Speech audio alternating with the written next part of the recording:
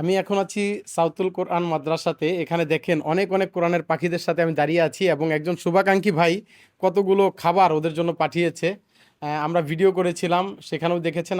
আর আমিও সশরীরে এসে জেনেছি যে ওরা দীর্ঘদিন আলু ভর্তা আর ডাল খায়। তো আজকে দেখলাম যে ওদের এখানে অনেক বাজার এসেছে এবং যিনি পাঠিয়েছে বাজারগুলো তিনি এদের আজকে গরুর মাংস খাবার মানে আয়োজনটাও করেছে। কেমন লাগছে তোমাদের? আচ্ছা, অনেক দিন পরে গরুর মাংস খাবে আজকে, কেমন লাগছে এটা? যিনি এই ব্যবস্থা করে দিয়েছে তাদের জন্য কি দোয়া করতেছো?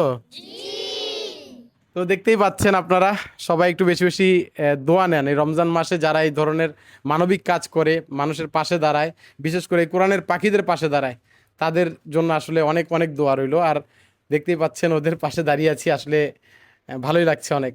তো সবাইকে আহ্বান করব যে আপনারা ওদের পাশে দাঁড়ান, বেশি বেশি সাহায্য করেন, এই মাদ্রাসায় এসে দেখে যান এদের কি অবস্থা।